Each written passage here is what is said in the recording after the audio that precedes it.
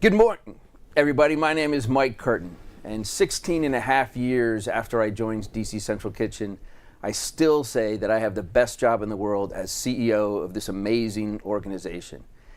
And I hope that if you've seen these photos over the last 15 minutes or so, you understand why I'm saying that. How can you not smile? How can you not be happy when you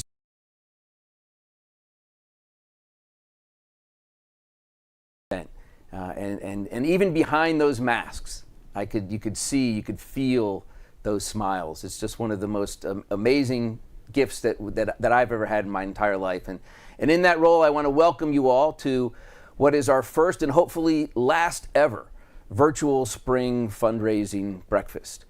Right now, spread across the DMV, we have 150 or 200 of you, friends, some new, some old, short time, joining us to share a little bit, and hopefully you're enjoying an amazing breakfast delivered to you by our friends at Occasions Catering. And here with me live at Pike Production of the kitchen, partner of the kitchen, former board member and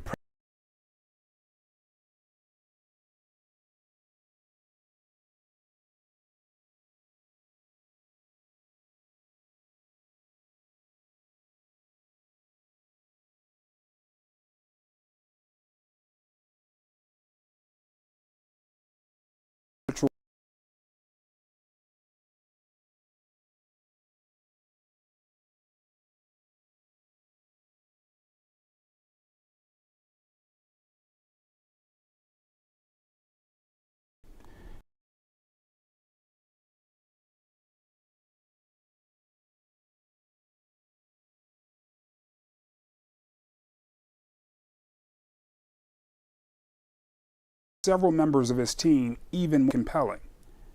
We signed on as the first hotel in the city to consistently donate food to the kitchen over several days to youth and individuals with multiple barriers to employment.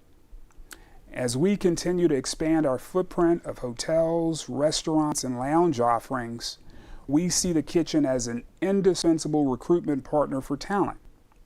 We look forward to partnering with DC Central Kitchen for many years to come. Thanks, Thomas. And Thomas really hit the heart and soul of where we are at DC Central Kitchen, the people that provides. But many of you, being new to the kitchen, or folks when they see our trucks out on the street, hear our names, think about food, think about meals. And that's certainly understandable, especially in light of what we're going to talk about in a couple minutes.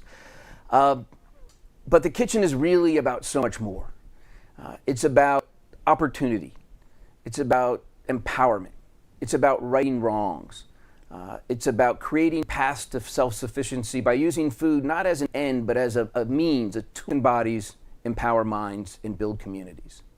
And that's why since our first day 32 years ago, our focus has been the heart and soul of who we are. The core of our work has been our culinary job training program that Thomas mentioned, working with individuals that have faced immense barriers to employment, like histories of incarceration or addiction, abuse, homelessness, or other traumas, to get them to a better place. And that's why it has been hard over the last 13 plus months to put that, for health and safety reasons, on hold or throttle it back significantly and really focus on food. We did that because for the last 3 decades plus, DC Central Kitchen has always met the community and the individuals in that community where they are and met their needs where they exist today. What we're going to look at real quickly here is what we call our COVID response dashboard. You can find this on our website. It's updated weekly, and I encourage you to take a look and check it out. But what I encourage you to do also is think, and this is what we're going to do right now, think about what's behind these incredibly impressive, almost incomprehensible numbers. The first one there, you can see we've distributed now, well, actually, this is as of Monday. So as of today, as we sit here, we've crossed the 4 million meal threshold. Now, what's remarkable about that, and those of you who have come and volunteered with us before COVID know that all of the food we've produced for 32 years has been group congregate style, cafeteria style, and it's delivered and served in large pans.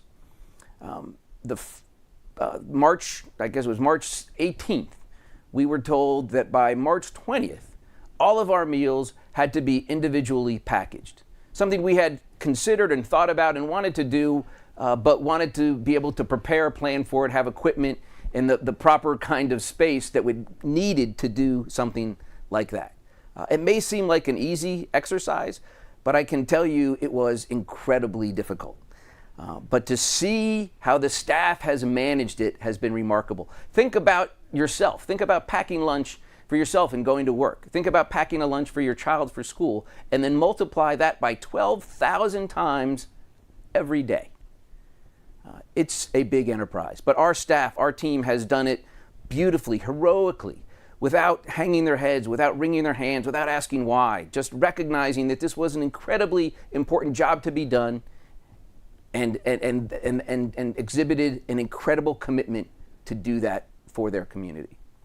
Another thing that we've done that we never imagined we would do, never really wanted to do, quite honestly, others were doing it, but people needed groceries, people needed fresh produce.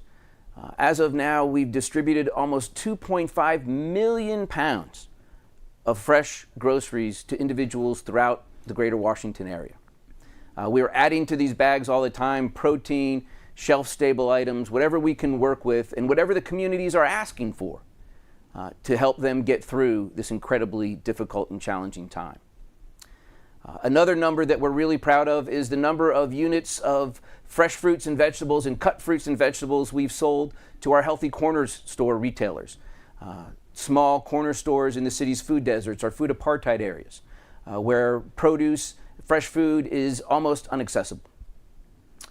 We've distributed almost 400,000 units of this product. And one of the first things we did in March of 2020, when the pandemic struck, was reduce our already deeply discounted prices for this food so retailers could reduce their prices, so households that had been hit negatively, their household incomes had been adversely affected by the pandemic, could still access this food, but the retailers could also still maintain their living and profit margins. If you add together the meal sites, the bag sites, the Healthy Corners sites, the school sites, we are distributing food now at 193 locations across the city, every single ward. That takes a lot of people, a lot of staff, a lot of commitment, and I'm really, really happy and proud again to say that we have more people working for us now, or with us now, than we did when COVID hit. And every member of the DC Central Kitchen team who was able and wanted to work through the pandemic is not only still employed, but is making more money now than they were prior to the pandemic. The next number, and this really speaks to the attitude that we take with our work in terms of getting it done in a way that is going to have the largest mission footprint and economic impact, including outside of our city. Since the pandemic struck, we have invested over $2 million buying produce from small family-owned farms from southern Pennsylvania to West Virginia. Many of those farms, working with local food hubs, are farms owned by people of color, black farmers, Latinx farmers, multi-generational farm families who would have lost their farm had it not been for the investment that we've made in their product. To put this in perspective a little, prior to the 12 months prior to COVID, we had spent less than about $350,000, less than $500,000 for the 12 months before COVID. And we thought that was really good. We were really proud of working with local farms to do that. Clearly, we can do better, and we will continue to do better. And this last number here is something, too, that I think is really special and unique about our approach to the work that we do and our response to this pandemic. We have been overwhelmed, humbled by the incredible outpouring of support we've received from people like you over the last 13 months. Everyone recognizes how hard this is and how hard individuals, households are hit. In DC alone, food insecurity is projected to grow to 60%. 6-0. 6 in 10 households in the capital of the United States of America, in one of the wealthiest cities in the world, will not know at some point this year where their next meal is coming from. I do not have the words to describe how bad that is. So one of the things that we've done with this philanthropy that we've received, recognizing that everyone is not enamored with DC Central Kitchen. We like to think, because of the transparency that we've operated, the effectiveness, the efficiency that we've shown over 3+ decades, that people have just been inspired to donate to us. But we know, because many of these donors are new, that people just Googled hunger in DC, food insecurity in Washington, and came up with our name.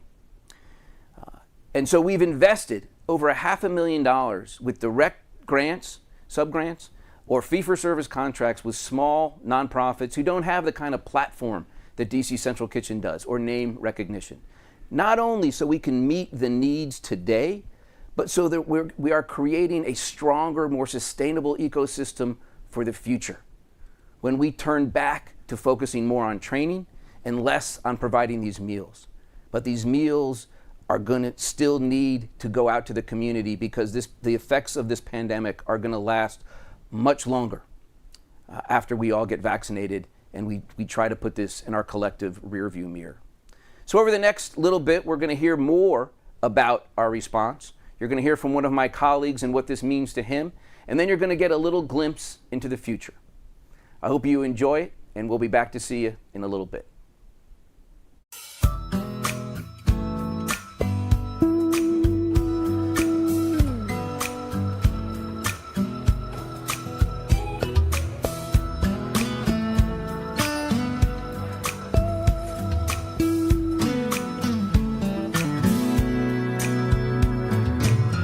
If I can reach the stars, pull one down for you, shining on my heart, so you could see the truth. Then this love I have inside is everything it seems. But for now I find it's only in my dreams that I can change the world. I'll be the sunlight in your universe. You would think my love was really something good. Baby, if I could change the world.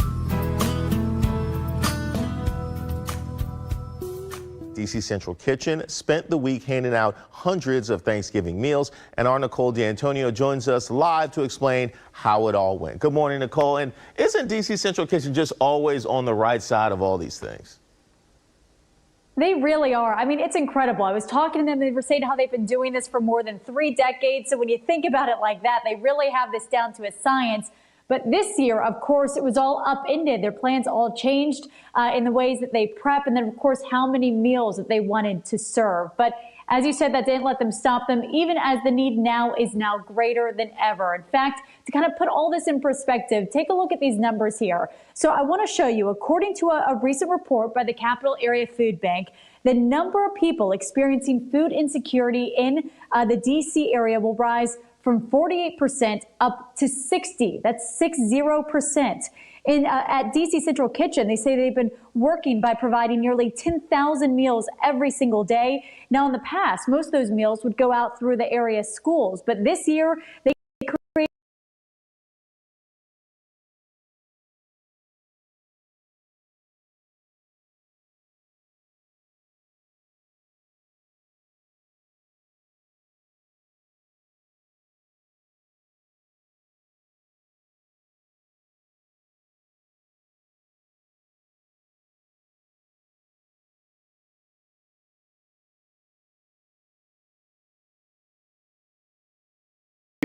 in March and April.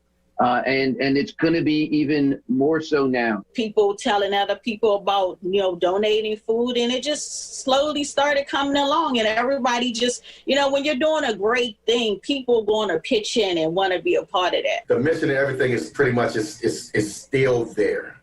The end game is if it's one person we miss, we failed that day. And you heard them say how people wanted to pitch in and be a part by the support, the gratitude of people. And they also said, Reese, and this was interesting, they said that they've also had people reach out that have received services from the nonprofit in the past, and now they want to pay it forward, which I thought was really neat. That is the whole spirit of the holiday. You're absolutely right, Nicole. I'm thankful for DC Central Kitchen. I can say that. Good morning. Thank you for joining us this morning. My name is Robert Felton. I work here at DC Central Kitchen. My journey with DC Central Kitchen started approximately 5 years ago. I was fresh out of prison and was introduced to DC Central Kitchen's culinary training program by my good friend who happens to be the general manager right now, Dwayne Arrington. I call him the Blueprint. He came and got me, invited me down to the kitchen. Oddly enough, I had dropped Dwayne at the kitchen many years ago when he came home from prison. So he kind of invited me to come and try it and check it out. So I did that while I was still in the halfway house. So I got into the program. I was interviewed by the late Marianne Ali and Chef T and Chef Daniela. They interviewed me and they accepted me into the program. Now going into the program, the culinary training program, I at first was a little apprehensive because I'm straight out of prison, of course, not actually knowing what I was going to do, but being in that classroom, in that setting, and around those people really helped me get some type of direction. And then I suffered a loss, a double loss actually. Whilst I was still in the halfway house, I lost a son to homicide, and that time was the worst time ever, of course. But the program helped me through it.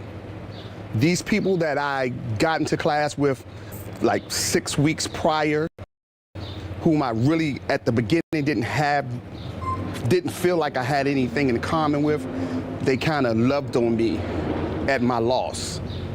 And those people that I didn't, particularly know 6, 8 weeks prior were there with me at my worst time. And that gave me this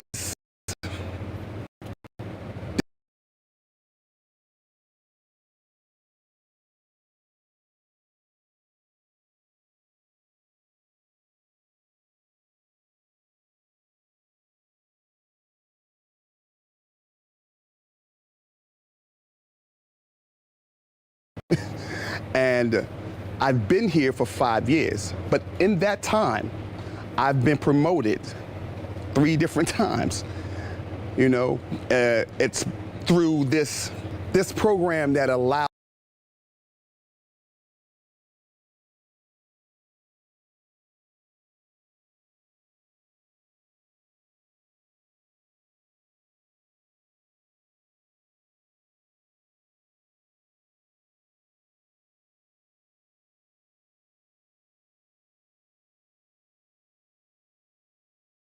allowed me to be able to go back to the very prison that I was incarcerated at and do recruitment and speak.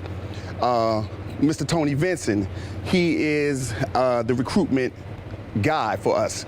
And him and we go to jails along with Jeff Reston. We go to jails, we go to the prisons and talk to these guys that are getting ready to come home and give them this blueprint as Dwayne gave me. And now we're working towards continuing to help each other out of situations and to better this place that we're living in. Our supporters, our donors, this is what you're doing right here. We appreciate it from our founding guy, Robert Eggers, to our current, CEO, Mike Curtin. These reaching out, especially for Ward 7, Ward 8, so where I'm from, those places that most need it, they reach out there and they go there and they help us make direction, changes in our lives. And we just I, along with a lot of us, we appreciate that support and ask that you continue to do that and know that when you do, that you are changing lives.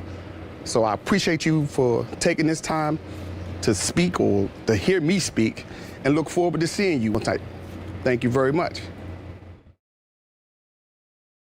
Unfortunately, all year you've heard stories like these. Crowds of people lined up at multiple spots, all for of our region has grown even more. A lot of people are really struggling. Luckily, many locals have worked tirelessly to help those in need. Folks like the workers at the DC Central Kitchen. We'll do tomorrow about 10,000 meals. Food is the tool that we use to strengthen bodies, empower minds, and build communities. DC Central Kitchen CEO Michael Curtin, alongside friend Chef Jose Andres, told us 1 out of every 3 DC kids is food insecure.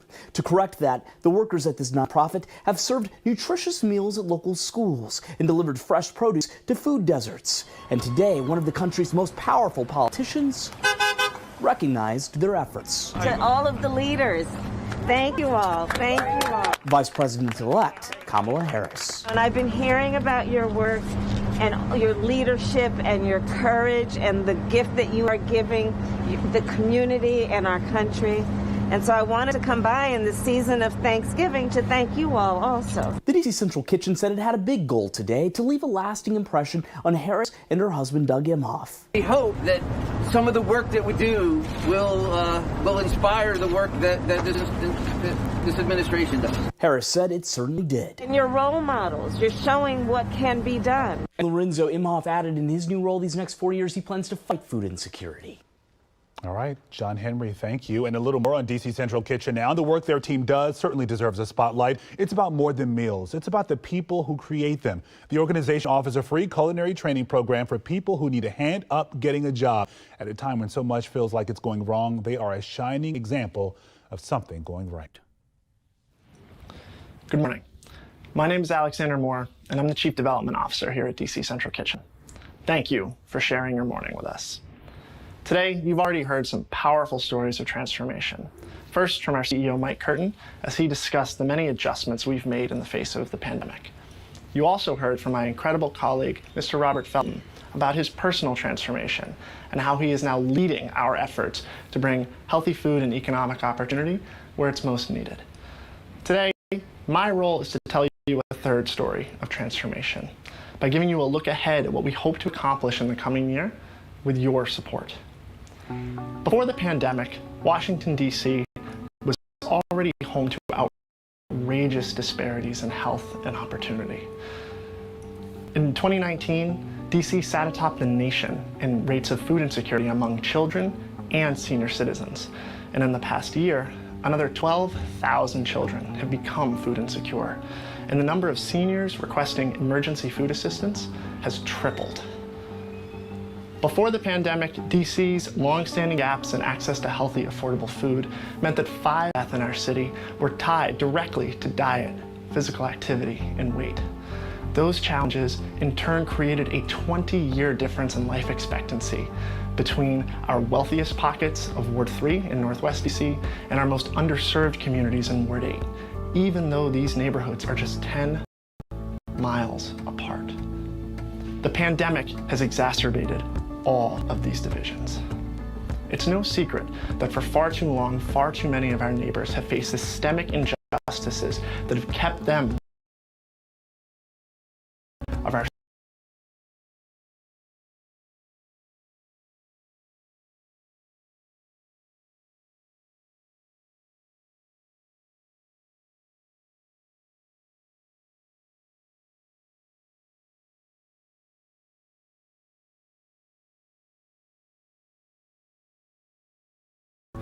That is, of course, unless we do something about it today. In the face of challenges like these, we have no choice but to transform once more.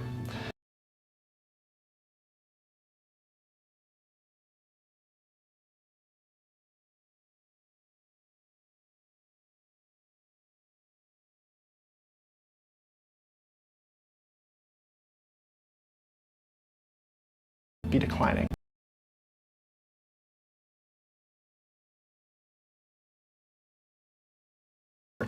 And we will be deploying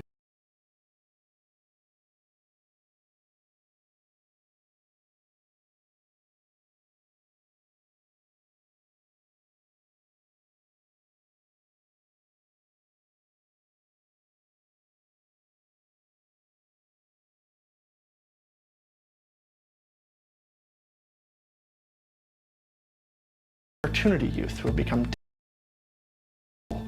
and we'll do so with an incredible new tool in our toolkit in the form of our second job training cafe, this time Martin Luther King Jr. Memorial Library. This 4,000 square foot cafe in the heart of downtown DC will allow us to create 18 living wage jobs for our graduates, and for the first front of house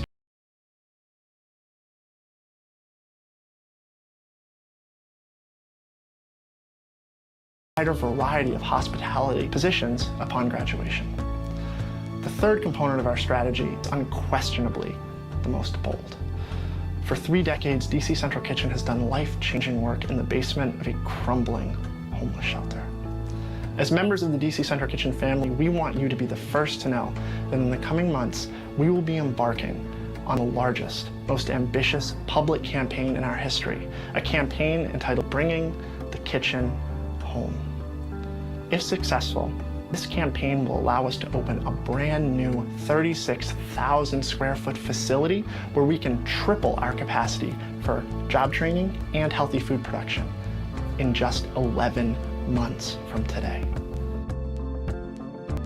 This facility will include our third job training cafe, a production kitchen where our social enterprises can scale and create 50 new jobs in our community. And it will include the training and event spaces necessary for DC Central Kitchen to claim our rightful place at the center of our regional food system and workforce system, so we can have a decisive say in a more just and inclusive post-pandemic recovery. These are audacious plans at an especially difficult time for our organization, for our community, for our country. But they're exactly what this moment demands of us. It's what our mission, and what else would you expect from DC Central Kitchen? One person who knows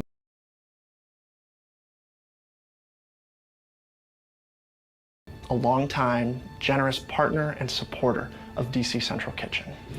I am pleased to share with you, the DC Central Kitchen family, before this announcement is made available to the wider public, that Mr. Klein has made a transformational $10 million gift as a seed investment in the Bringing the Kitchen Home campaign. We are so grateful for this gift, the largest gift in DC Central Kitchen's history, and at a crucial time ever before to build a fairer, better future for us all. Thank you for being part of this family. Thank you for joining us this morning, and thank you for your support at this transformational time. Please join me in welcoming a few words from our friend, Michael Klein. Good morning. I'm Michael Klein. I'm delighted to be here with you this morning and celebrate DC Central Kitchen's next great project. I first became aware of DC Central Kitchen almost 15, 20 years ago, partly because of my relationship with Jose Andres and Rob Wilder, and I met Robert Egger as well. And I've always admired what they've done and are doing, and will do even more now that we have a new facility coming. I was able to step up a few years ago, and complete the financing of the kitchen over in Anacostia. And now I'm delighted to do the honoring gift here, because what DC Central Kitchen is doing in terms of feeding people, training people, particularly the previously incarcerated, is just a combination of all the things that all of us ought to care a lot about. So I see myself as facilitating seed money for this project. I hope it works. It will work, because the crew is great, the project is great, the history is great. And I'd be delighted if any or all of you would like to join me in supporting this effort. I can change the world. I'll be the sunlight in your universe. You would think my love was really something good. Baby, if I could change the world.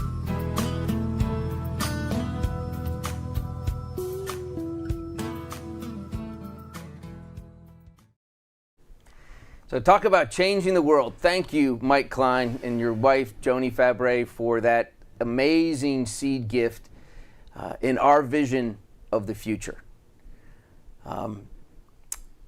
The The other reason Thomas is here with me today is he has generously, again, volunteered to co-chair the campaign Bringing the Kitchen Home with our friend Chef Jose Andres.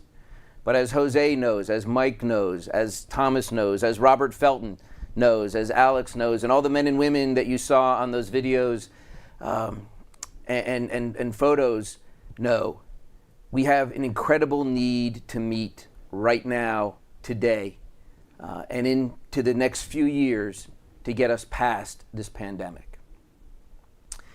So, Thomas, thank you again for being a great friend of the kitchen. Thank you for stepping up to be part of this campaign and to investing in our future. Thank you, Mike. If you're anything like me, it's impossible not to be moved by the work of the kitchen and to want to be a part of its future. I am proud to co-chair the Bringing the Kitchen Home campaign. A bridge named after one of our city's most celebrated historic figures, Frederick Douglass, will soon connect and invite residents from various parts of the city to the epicenter of entertainment and sports at Buzzard Point. Understanding the strategic location of Buzzard Point and the rich history of Southwest, it's only fitting the kitchen will be headquartered in what will be one of the most vibrant parts of the city. We applaud Mr. Klein's incredible seed gift in that future and know he can't do it alone. Your participation in today's breakfast has also contributed to the fight against hunger today and the fight for a fairer, more prosperous community for us all tomorrow. I hope you will join me in taking the opportunity to do even more to advance this organization's incredible mission today. DC Central Kitchen can only rise to the occasion with the support of investors like you. I use the word investor very intentionally. The kitchen believes that any donation it receives is an investment in its mission, and it's their job to use that money to provide our community with a measurable return. In fact, every dollar spent on DC Central Kitchen's proven programs creates $4.48 in tangible benefits for our city. Already this morning, our generous table host and guests have contributed over $40,000 to DC Central Kitchen's powerful programs. I invite you to join them in helping us meet our $85,000 goal by making a gift this morning as well. So, if what you've heard today has inspired you to make an investment in DC Central Kitchen, click the donate button on your screen now to make a contribution. And if you're new to the DC Central Kitchen family, you may be wondering what your support might actually accomplish. The kitchen will put your investment to work right away. For example, a gift of $240 today will provide groceries to a family of 4 for 12 weeks. A gift of $490 will provide breakfast and lunch to 65 children this summer who normally rely on school meals. A gift of $1,140 will provide emergency meals and infant formula to 200 families. A gift of $10,000 will provide a full training scholarship for a new culinary student. DC Central Kitchen's record of getting results is proven. Their plans for the future are timely and needed. When you join me in giving to DC Central Kitchen, you can be confident your generosity is changing lives right here in our community. Thank you for joining us this morning. Thank you, Thomas. And again, thank you, everybody out there. Please, please, please hit that donate button. We have a bold and beautiful future to look forward to, but we're not going to get there if we can't meet the needs that exist in our community today, the very real, powerful needs that are growing every single day. So please continue to be generous. Hit that donate button. Support the work that we do. Support the greater DC community. Invest in our future. I'd like to, before we leave you, I'd like to thank again our friends at Occasions Caterers for providing the breakfast this morning. Pike Production here in Silver Spring, our good friend Brendan Canty, my colleague Robert Felton, who did an amazing job, and of course Michael Klein and his wife Joan Fabre. Thank you all so much for being part of this event. We cannot wait to show you around the new space. And before that, we can't wait to get together, meet again in person for our next event, our next breakfast. But in the meantime, thank you for everything you do to make our shared city a better, fairer, more inclusive place for everyone. Be well and get a vaccine. Take care.